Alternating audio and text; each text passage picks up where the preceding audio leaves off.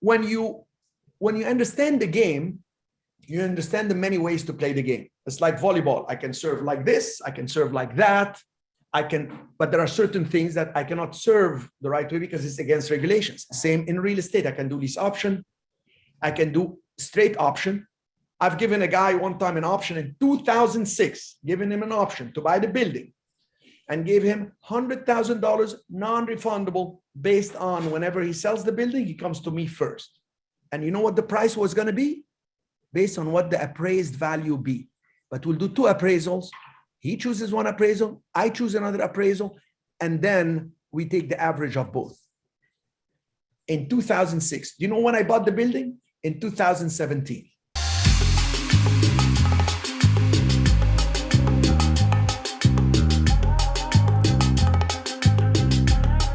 You know when he called me to say, Sharif, I understand there is a legal situation here that you need to be the first one I offer it to because you have an option to buy it? I said, yes. He said, I'm in the emergency room. We need to close as quickly as possible. And if you want to buy it, can you do me a favor? I said, what? He said, I need to sell 2 more buildings. I couldn't have moved any faster.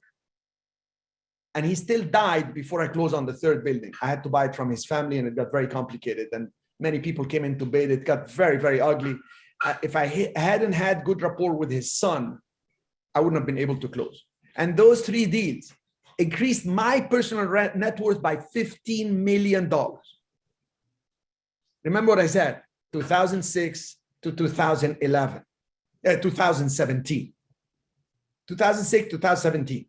So yeah, I made a lot of money, but I was very patient in the game. The game is a long-term game, and the longer you think, the better the win is going to be. All right. So hopefully you got the idea. That's lease option only. If I get into wraparound mortgages or so many others, I mean, there are 50 ways to buy property. Can you explain what you mean when you say money is a state of mind? Yes. You know, money is a state of mind. It really is. You cannot be thinking that's like, how do I make money? You have to understand, money is out there. The idea is to put the deals together. I mean, even if you're going to become a fund manager, this is the best way of understanding how money is, and it's a state of mind. People have money. You know how to get deals. You know how to talk to people. Putting these things, these pieces together through the proper structure that is approved by the government, and you being an ethical and a person who is going to actually work with the right people, you're going to make a lot of things happen.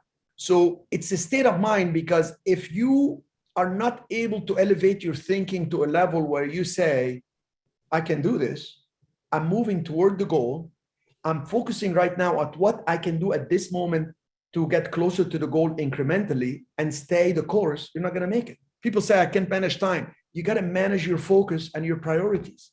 So it's all a state of mind. But who gives the order to your mind?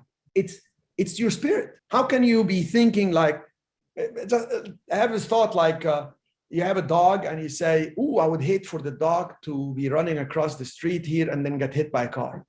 And you say, oh, I don't want to think such a negative thought. I don't want that negative thought. Who gave that order to the mind not to think like this? It's you. You are the spirit. So it's mind over matter. The matter is money, but it's spirit overall. If you have a strong spirit and you know, I constantly sit down and write. I constantly sit down and write. If I grab what's on my desk here right now, it's constantly, I'm writing ideas, thoughts, ways to do it. Just give you an example here. Let me just grab something off my desk. I'm constantly writing and rearranging what would be the highest and best use of each building.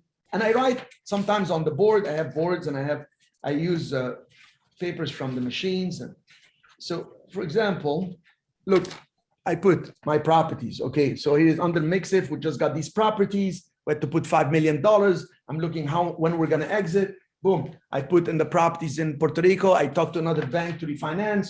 This is another package in Puerto Rico. I have 33 buildings there. And then I started taking scenarios of what the highest value is. That's the minimum I'll take, different structure. So you're constantly working your mind in the game of what's the next game? What's the next best way to play it?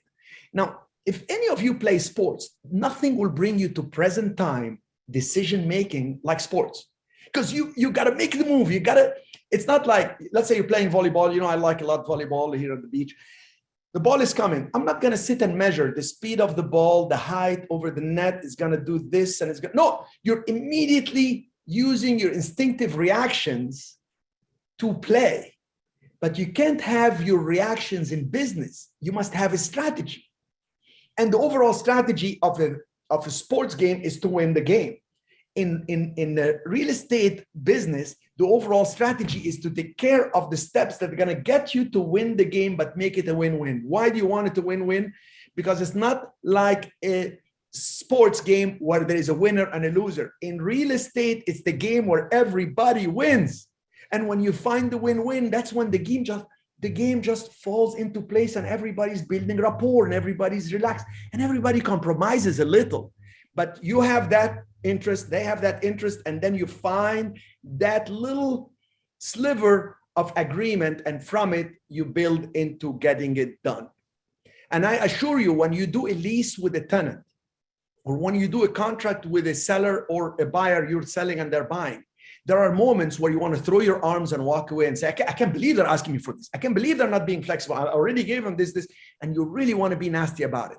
And that's where the self-control and the spirit of the game makes you win.